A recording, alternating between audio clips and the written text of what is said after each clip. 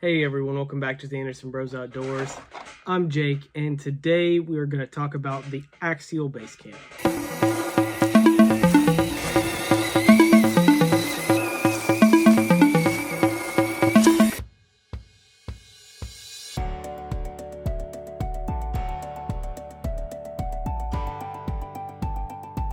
Alright, hey everyone, welcome back.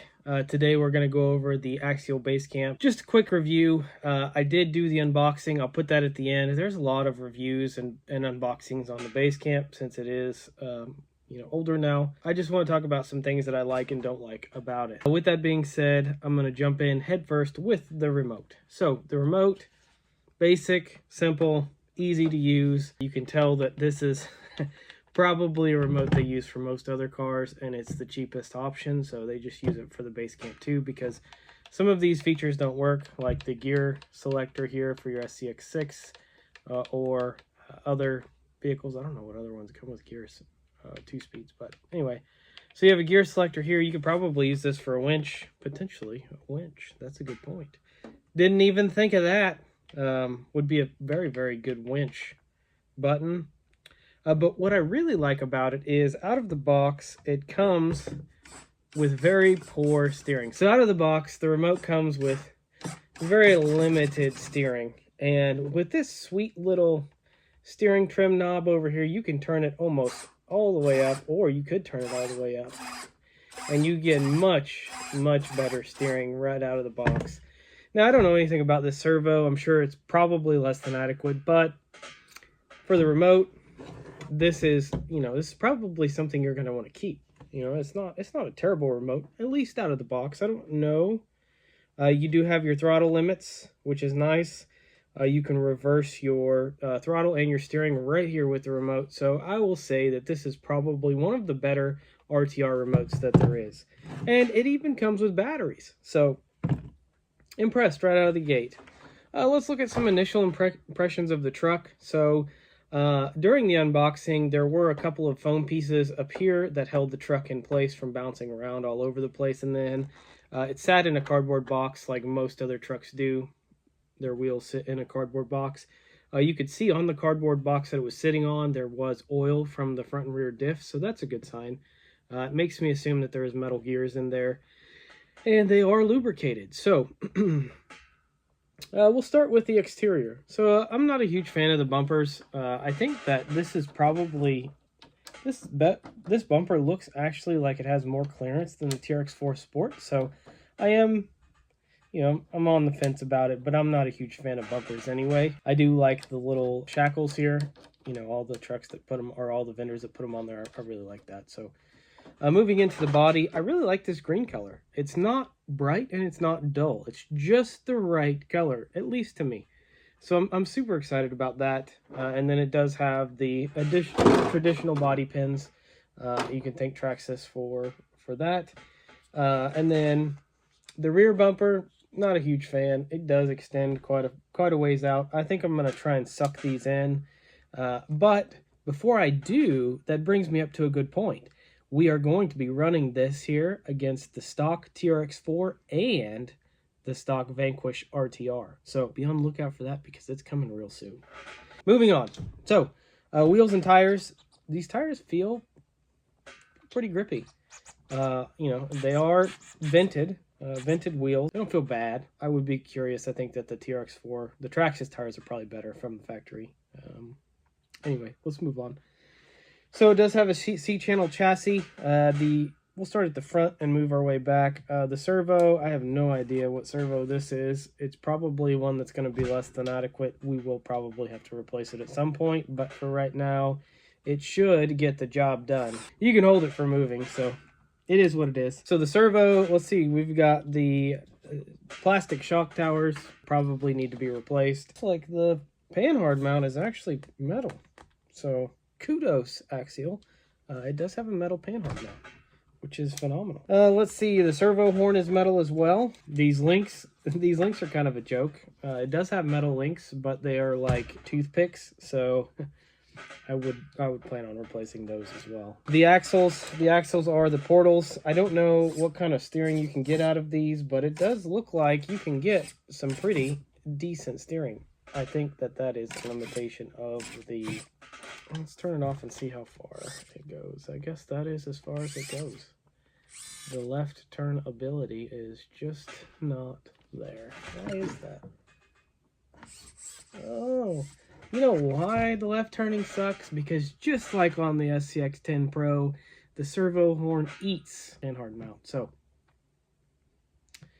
yeah, that's the reason that it sucks. All right, so moving on back, we've talked about everything up front. The axles, they seem to be pretty decent. I see a lot of people run these in their comp trucks, so I'm not going to touch on those because I don't have any experience with them personally yet.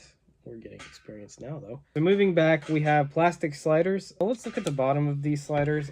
These are probably going to be less than stellar because you want them to be smooth. But they are not smooth. It'll catch up on a lot of things or a lot of rocks, I guess. Interestingly enough, it comes with 2 battery trays. You've got one here and you've got one here. Which one do you use? I would probably use the one on the driver's side to equal out the weight. So it does have a 3-gear transmission, it looks like, with a 35-turn motor and a Spectrum. I'm assuming this is like a equatable to 1060. Got the receiver box that's supposed to be water resistant or waterproof. Yeah, moving back, it's pretty much the same as the front and the axle, the links, and all of that.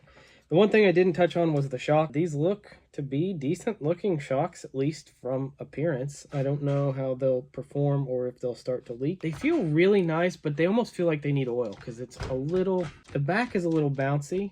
The front is almost perfect, but the back's a little bouncy. The front's just a touch bouncy, but you know, you can't really complain, I guess. The only thing I do complain about is this stupid connector. Nobody runs EC3s Axial. Everyone runs XT60s. XT60. That is my initial overview of the truck. I'm going to take it outside and we're going to do a quick run around the yard. Trail run, if you will. We're going to try and climb the wall, and then you know, we're going to do a little bit of a run through the rock garden that I have that's like 10 feet long. So it's not going to be anything extravagant today, but I will be, like I said, I will be putting it up against the TRX4 Sport stock and the Phoenix RTR stock. So look out for that. But the primary purpose for this truck is I will be converting it to a Rock Pirate chassis. And what I'll be doing there is I've already got the Rock Pirate rails in. They are a very pretty blue. I will be moving it over, and then any parts that are needed, I'm going to create them or develop them in CAD, print them out, and then give them to you for free. I did say free. Once I have the Rock Pirate chassis in place and I'm going to use the stock body, I will post the STL files on Thingiverse, and you can do this very same build that I'll be doing with this truck. All in all, I think it's $370 for the truck. I don't know. I'll list the price here. And then it's $69.99, I think, for the chassis. $69.50 maybe. I don't know. I'll post the price for both here and then the total. And that way you can have yourself a Pirate chassis build for less than 500 bucks. With that being said, let's take it outside and rip it.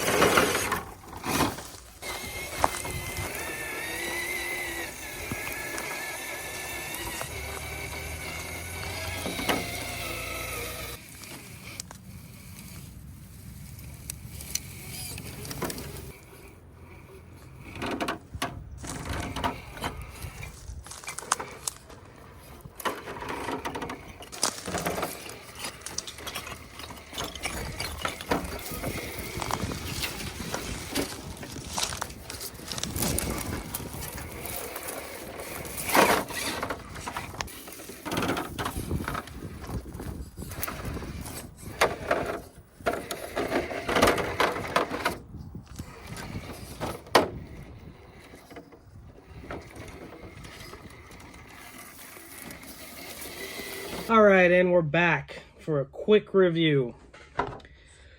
First impressions, truck's not that bad. It's really comparable to the TRX4 Sport. I would say the TRX4 Sport edges it out for the price point, but that's just my 2 cents. I did like the radio. The bumpers were in the way. The body needs trimmed. Other than that, I didn't have any issues. Shocks are bouncy, and so when you try and do a steep climb or a steep ascent, your front unloads and tries to flip you over.